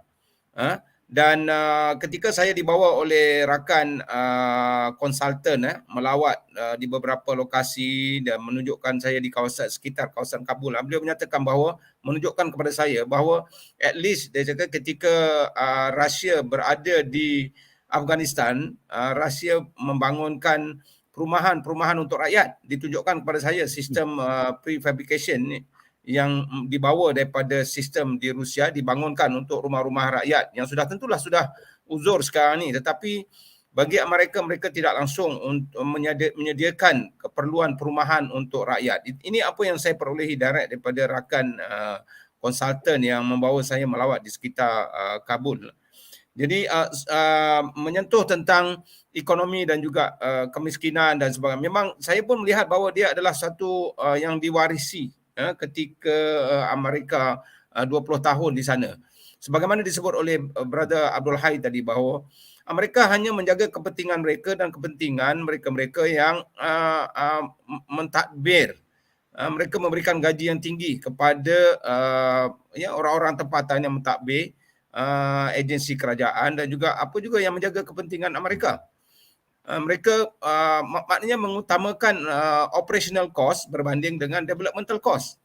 Jadi sebab itulah hari ini kerajaan yang ada hari ini sangat sukar. Mereka terpaksa mengambil kira banyak aspek. Sepatutnya dengan trillions of US dollar dibawa masuk ke Afghanistan, sepatutnya sebahagian besar, kalaupun tidak sebahagian besar, maknanya fokus perlu diberikan dalam konteks infrastruktur yang asas.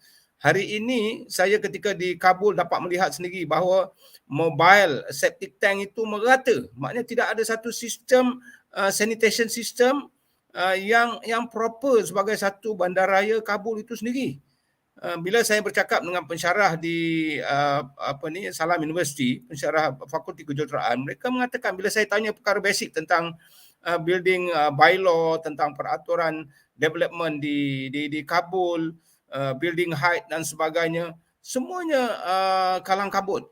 Seolah-olah akhirnya kita kata Kabul ni sukar untuk dibaiki dah. Kalau nak baiki, kena buat bandar baru yang mana infrastruktur dan juga seperti pembentungan plumbing dan sebagainya.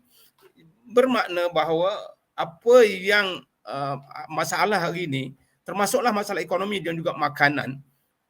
Kalau kita lihat daripada 42 juta rakyat Afghanistan, 24 juta berada dalam keadaan kemiskinan dan sekarang ni dengan keluarnya mereka membawa sekali dengan kuncu-kuncu yang bertugas bersama mereka dan mereka tu kebanyakan berduit. Jadi sebab itulah dari segi sales contohnya dari segi perniagaan drop sampai sehingga tinggal 30% kerana mereka yang tinggal di Afghanistan ni, mereka yang sebelum ini tidak ada kestabilan ekonomi. Jadi dilaporkan bahawa hampir 80-85% perlukan bantuan luar. Malah dari aspek contohnya pertanian, infrastrukturnya sangat kekurangan, irrigation system yang tidak mencukupi. Dari segi aspek tenaga contohnya 85% hingga 90% adalah diimport daripada negara-negara jiran. Maknanya tidak ada power generation sendiri di Afghanistan, padahal mereka ada sungai, air yang mencukupi. Ketika perjalanan saya daripada Kabul menuju ke Jalalabad, sumber air yang boleh digunakan untuk penjanaan hydropower dan juga dari segi solar system sepatutnya mereka sudah ada, tapi inilah maknanya masalah yang sebenarnya diwarisi 20 tahun mereka di sana. Mereka tidak langsung saya kira mengambil kira kepentingan rakyat di Afghanistan, bermakna trillions dollars yang dibawa masuk adalah untuk ketenteraan mereka dan membayar gaji selain daripada tentera mereka ialah mereka yang membantu mereka di Afghanistan. Jadi keperluan makanan memang meruncing. Sebenarnya Afghanistan sangat luas dengan pertanian. Ketika perjalanan saya menuju ke dua provinsi, satu ke Jalalabad, satu lagi ke Herat, kita lihat memang subur tanah mereka. Mereka boleh menghasilkan pertanian sendiri, malah berupaya untuk diekspor. Ketika saya melawat di salah satu daripada kilang pemprosesan bahan makanan iaitu kismis dan juga dry food, saya melihat ratusan guni di gudang mereka. Bermakna rakyat boleh menghasilkan pertanian sendiri, cumanya tidak ada sistem assistance. Kita bersyukur di Malaysia kita ada agensi-agensi Mardi contohnya, agensi-agensi pertanian yang sentiasa melihat bagaimana hasil pertanian boleh dikembangkan dan bagaimana membantu petani-petani kecil maupun sederhana sehingga boleh menghasilkan hasil-hasil tani yang mencukupi untuk keperluan rakyat. Tetapi di Afghanistan for the past 20 years, maybe 30-40 years, bahawa mereka tidak langsung memikirkan aspek jangka sederhana ataupun jangka panjang.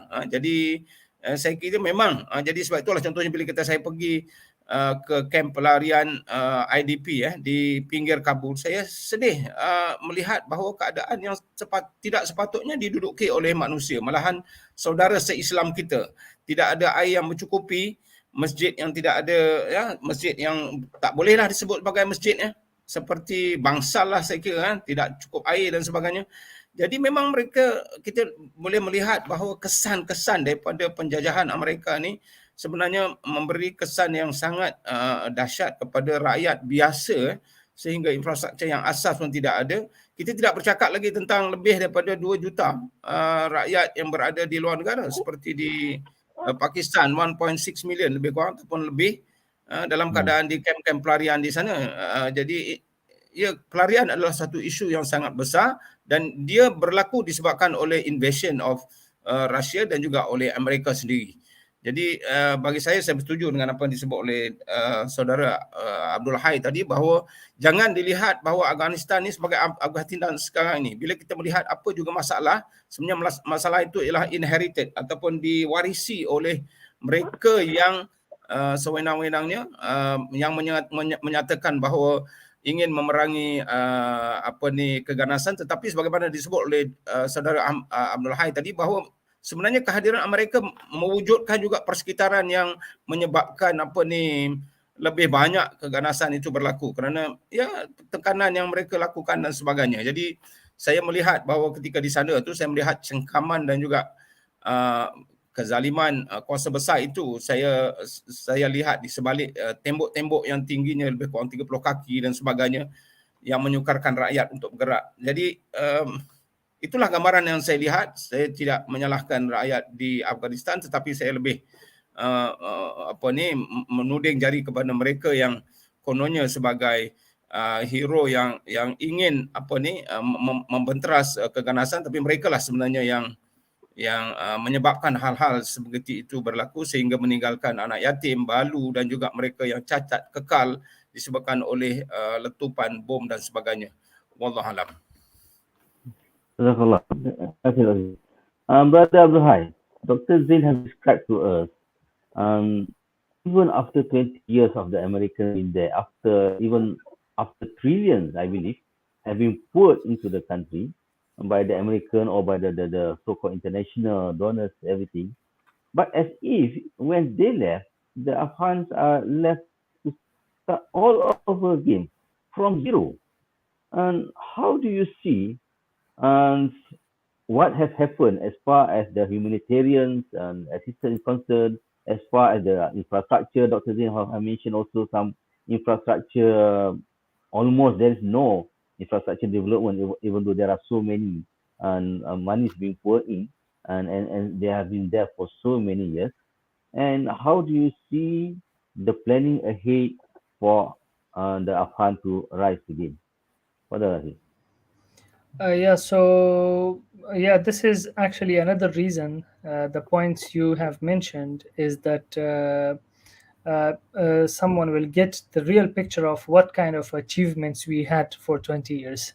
It means there is no achievement, like Dr. Zain mentioned about the infrastructure, and he mentioned about other issues like economy. Yeah, we have, like, they have made some buildings for where girls go to school. This is a positive thing, but this is nothing when it comes to like $3 trillion of dollars. They actually did not give us those things which are in benefit of Afghans, like make our own economy, make the basics of our own economy. We had no foreign policy, we had no economy, no infrastructure, very vulnerable health and education and all that, because they didn't come to Afghanistan to just give us services. They were there for their own political reasons, and they knew that one day we will leave. So why would we leave, leaving this whole economy and infrastructure to Afghans? This is not that what they were there for. So that's the problem, that they did not give these things. And for new government, one thing that we will have some problems in the start, like you see, we have some humanitarian problems, but I'm confident that if we have these problems sustained, and we show some resilience, if we can, and for time being, there is possibility that Afghanistan is very mineral rich, and it is very good geostrategic. It has good geostrategic location, and all that can become to be used for the positive purposes, like for economic integration with Central Asia, with South Asia, with Middle East, with China, with Russia, with many other countries. So if the new government, they plan to see how they enrich Afghanistan within Afghanistan, like explore our own minerals, and explore our own oil and gas and everything we have. But they're untapped because of the invasions for 40 years. So there was war, and in war you cannot do these things. So now there are some projects which are reported that there will be a train coming from Uzbekistan to Afghanistan and then to Pakistan. There is a lot of other projects, like collaboration with Chinese about the mining of some of our very precious minerals, and there are also talks with countries like Russia, like Central Asian other countries, Kazakhstan, Kyrgyzstan, Uzbekistan, and Turkey. And later, maybe after some time, when the situation is good, and if the new government sustains relation with the Europe, we can go in business with Europe as well. So this a lot of opportunities, hundreds of them, but depends on how the government in future will have to deal with these things. I think they have planned, because they cannot run a country without an economy. So I hope that the plan prevails, and we Afghans, maybe after 1 or 2 years, would have good security and good economy, and good life. We hope this. Inshallah, inshallah. Brother, while we are with you, I just from our one of our viewers, and the government. I think I'm not so comfortable to say that, as the Western media keep repeating, the Taliban government, Taliban government. For us, that's Afghanistan government. They are the government of the day. They are the government of the people, not the so-called Taliban government in such a way. But anyhow, being the only party in the government at the moment, the Taliban being the only party in the government at the moment, and well, in the Western definition, it is not so democratic, being monopolized by one party. And how do you see the government or the Taliban can manage themselves themselves from any corruption or abuse of power or anything like that. Because there is nobody will question them, nobody will audit them or will challenge them. How is it? Yes, in terms of the new government, this government is still interim government. This is not they have declared that this is an interim government for a specific time, and they will announce the full government sometime later. So if they announce, when they're announcing the new government, there will be a lot of other peoples who will be joining the government. This is the basic philosophy of now making only interim government. For now, I told you, for now, the challenges were bigger than having an inclusive government. The challenges were security, economy, controlling the territory, a lot of problems. So for that, you need just a government government of people whom you can trust 100%, and just go ahead with it, control the security, and establish a little bit of basics for economy, and then go for the full government where other peoples will also be joining.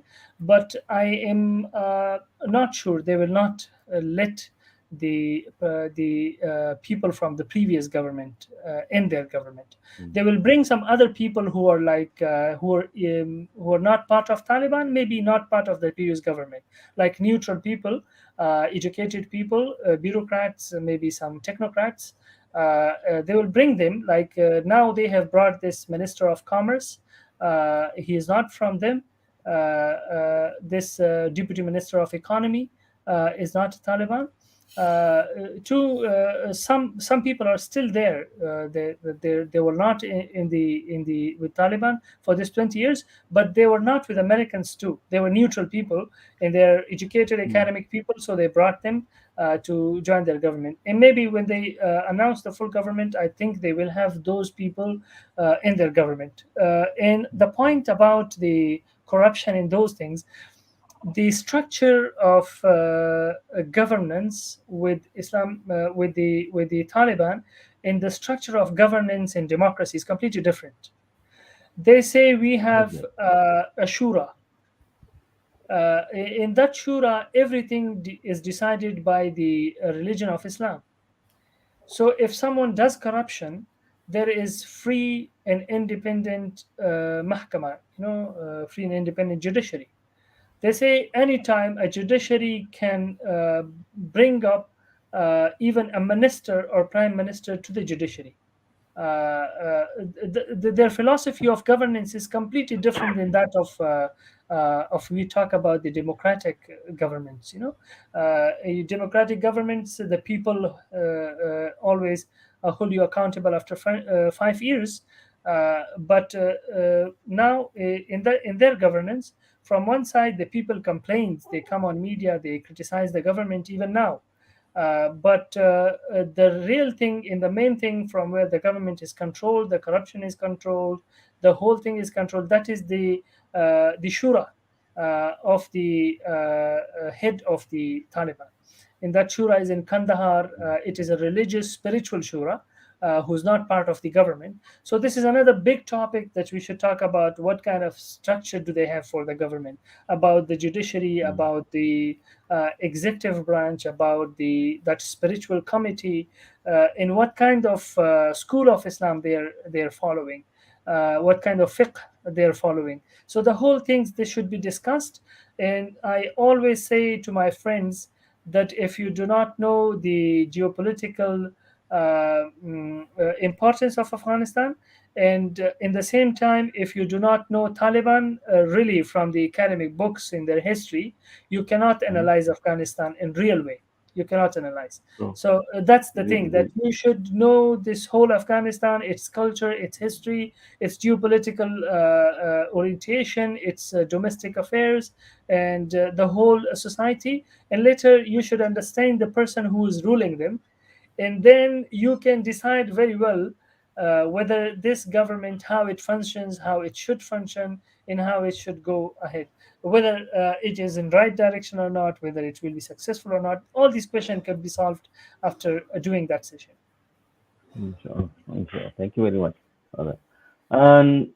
Saya berbalik kepada Dr. Zain. Dr. Zain tetap bercakap tentang keperluan kemanusiaan tadi. Dan memanglah apa yang telah berlakulah. Kita melihat ke hadapan, terutamanya bagaimana kita boleh membantu saudara-saudara kita di Afghanistan, sama ada dari segi keperluan yang mendesak, yang kita kata yang perlu serta-merta. Begitu juga dengan keperluan yang lebih berbentuk jangka masa sederhana atau jangka masa panjang, iaitu dalam bentuk bagaimana kita boleh membantu untuk membangunkan saudara kita di sana, sama ada melalui pembangunan kemanusiaan maupun pembangunan infrastruktur dan sebagainya. Mungkin Dr. Zain boleh bagi sedikit gambaran dan mungkin boleh memberi sedikit harapan bagaimana kita dan rakyat Malaysia boleh membantu. Silakan Dr. Zain. Assalamualaikum warahmatullahi wabarakatuh. Alhamdulillah, saya masih teruja dengan explanation saudara Abdul Hai tadi. Alhamdulillah sangat jelas. Bagi saya, kita boleh lihat isu Afghanistan sekarang ni untuk melihat ke hadapan ialah satu dari aspek yang immediate, iaitu kemanusiaan disebabkan oleh masalah yang ditinggalkan oleh US dan juga kuncu-kuncunya sebelum ini.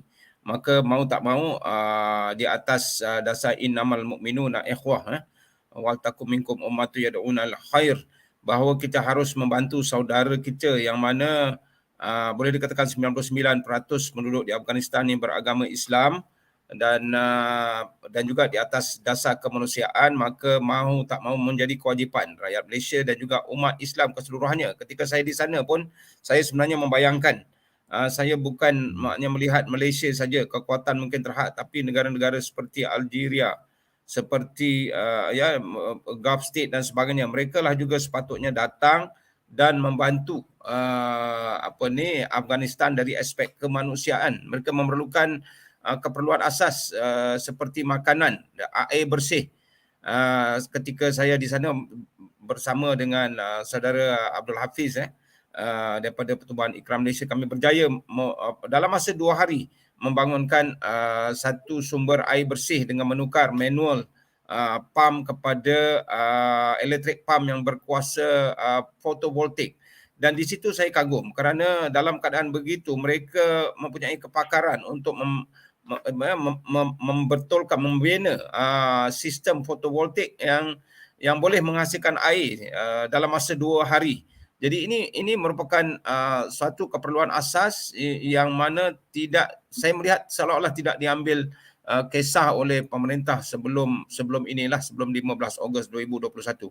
Jadi keperluan asas ini perlu, khususnya kita di Malaysia ni, kalau boleh lebihan yang ada, sumbangkanlah melalui tabung daripada NGO yang ada, termasuk Global Peace Mission yang mempunyai representatif di sana yang berada di Malaysian Humanitarian Center di sana.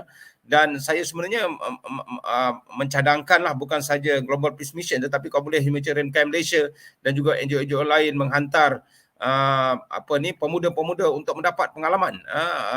Global Peace Mission melalui penubuhan Malaysian Humanitarian Center MSC menyediakan rumah yang boleh menempatkan lebih 15 orang at one time. Ada hostel, ada tempat masak, ada tempat riadah, dan boleh duduk sana dalam keadaan yang sebenarnya tidak terlalu mahal.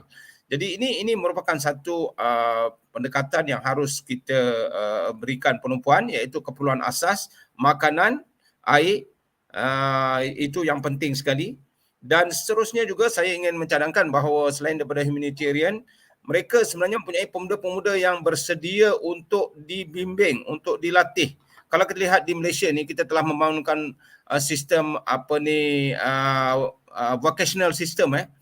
Kita mempunyai pengalaman yang cukup luas berhubung dengan pembangunan vocational, sekolah-sekolah vocational, sekolah-sekolah kemahiran dan sebagainya.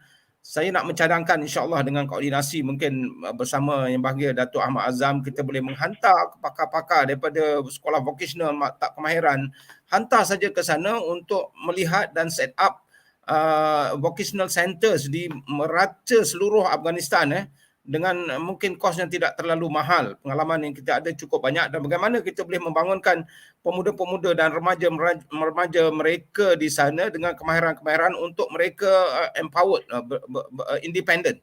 Saya melawat di salah satu daripada daerah iaitu Herat. Saya dibawa oleh NGO melawat di sebuah bengkel perabot yang dioperasikan oleh NGO dan anak-anak yatim yang mengoperasikan mesin tersebut. Jadi ini mereka ada kesediaan dari segi pemuda mereka, alhamdulillah, cumanya mereka kurang kepakaran, kurang bimbingan, yang mana saya rasa Malaysia boleh bersegera untuk mengizinkan pakar-pakar kita untuk ke sana, bukan memberikan yang pertama tadi saya kata makanan, tetapi kemahiran, supaya kita dapat memberikan joran kepada mereka dan mereka boleh mengail sendiri, insya-Allah. Dan ya, banyak kepakaran-kepakaran kita ada, cuma kerjasama koordinasi yang telah dilakukan dengan wujudnya Malaysian Humanitarian Center itu suatu yang saya puji, dan kita harus bersama-sama membantu dari aspek itu. Selain daripada itu, individu seperti saudara Abdul Hai di sini, mereka struggle. Saya baru saja bertemu dengan beberapa orang lagi di IPT tempatan 2 hari lepas. Mereka struggle untuk mendapatkan pendidikan tinggi dan tidak murah. Tiket yang mereka beli untuk datang ke Malaysia ni equivalent tu gaji dia lebih setahun. Kerana apa? Kerana kesukaran mereka untuk keluar daripada Afghanistan. Mereka tidak ada pilihan. Mereka perlu mengambil tiket yang direct daripada Kabul terus ke Malaysia.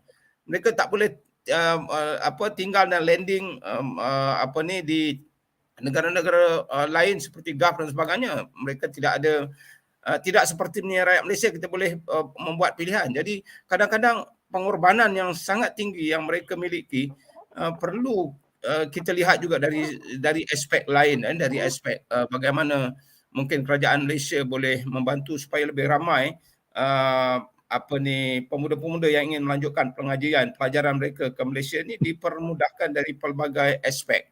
Seandainya ada peruntukan scholarship dan sebagainya, ini merupakan satu yang boleh membantulah dari aspek itu.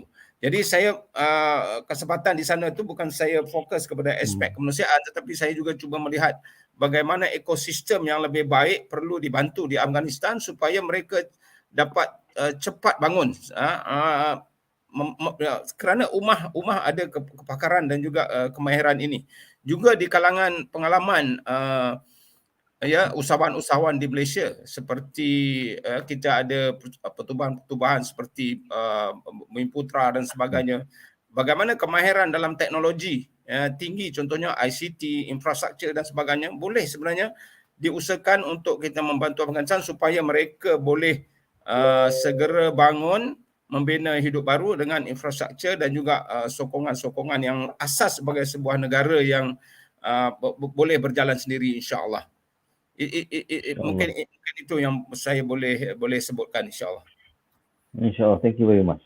We are coming to the end of our session. We have been on air for more than 1.5 hours already. I think to wrap up on the last with Brother Abdul Hai. Just now, Dr. Z mentioned much about how especially our brothers in Malaysia can help, or what sort of helps that we can actually contribute in Afghanistan, to our brothers and sisters in Afghanistan. In your point of view, and especially Dr. Muzay mentioned much about the human resources that I think that's the biggest asset in Afghanistan. You have 40 million people, much more, many more than Malaysia, and that must be the biggest asset that you have. Actually, that's the asset that have defeated the 3 superpowers in the world history, that turned the British, the Soviet Union, and the American to what you call as the graveyard of the empires. It's your people, it's the people, that's the biggest asset, we believe.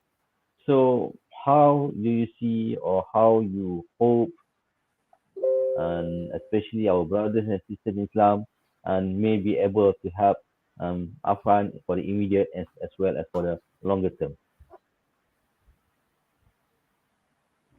Yeah, of course.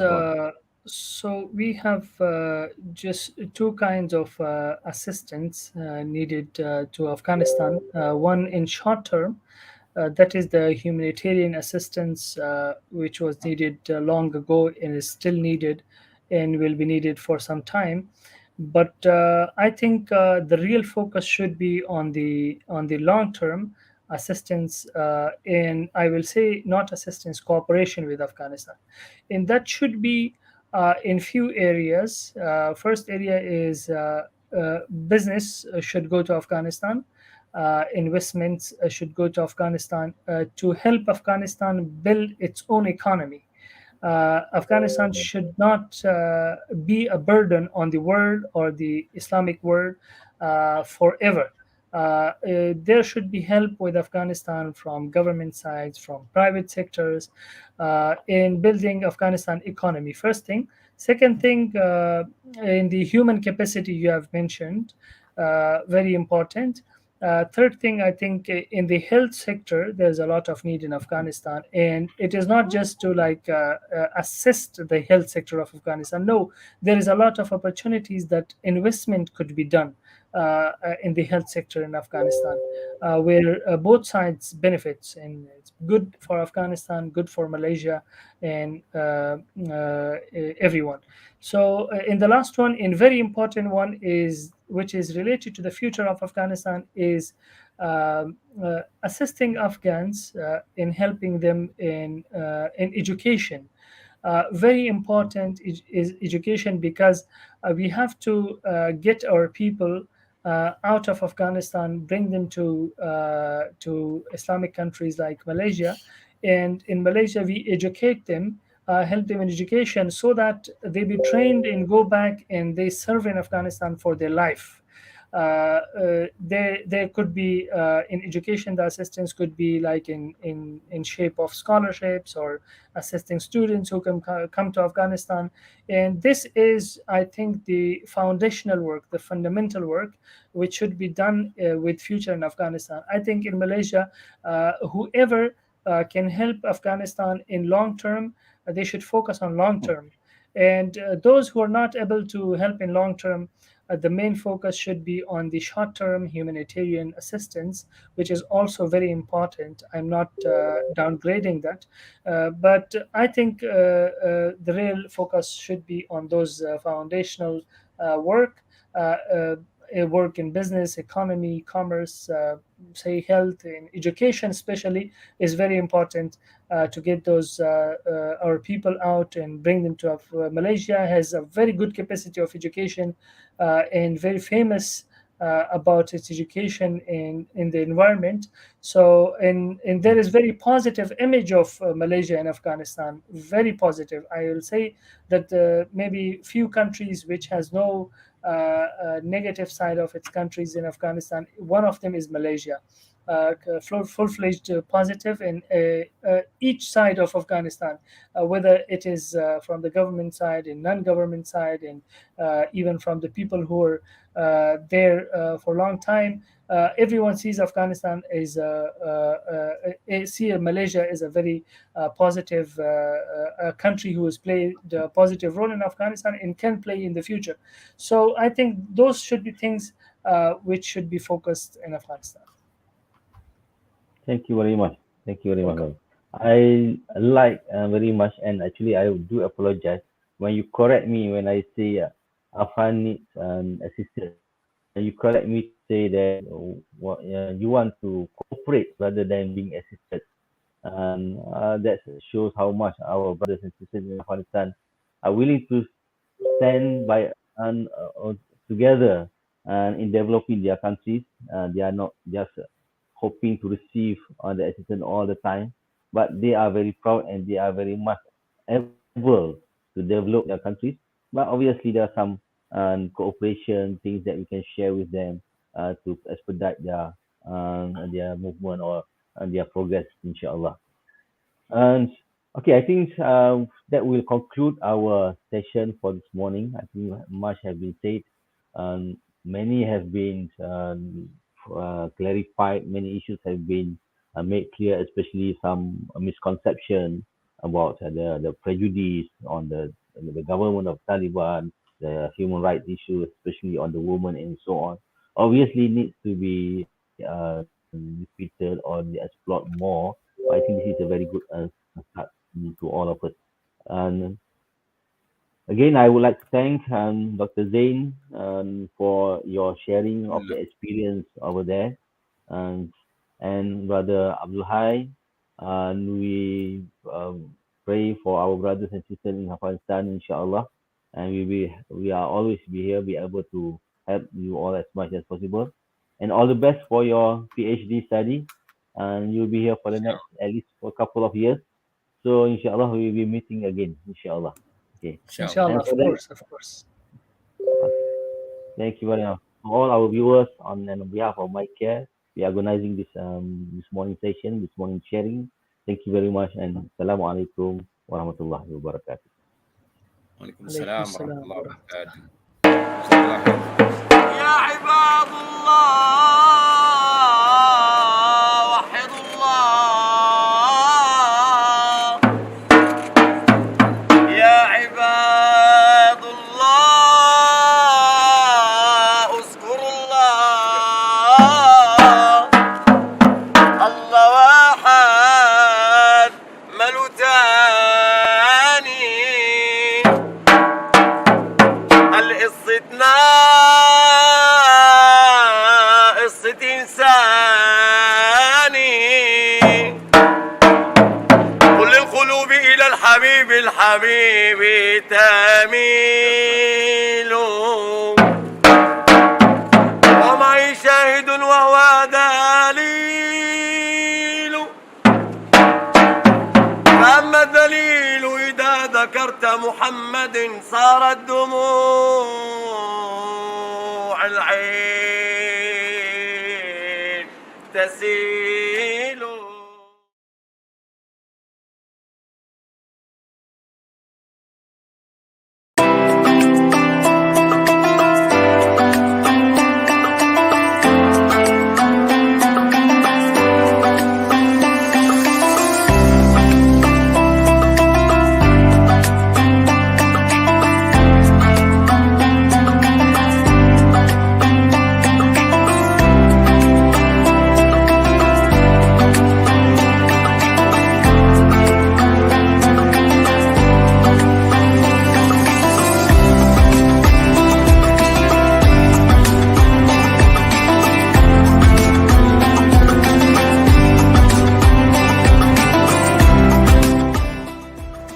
Dari Gaza, selamat menyambut Ramadan.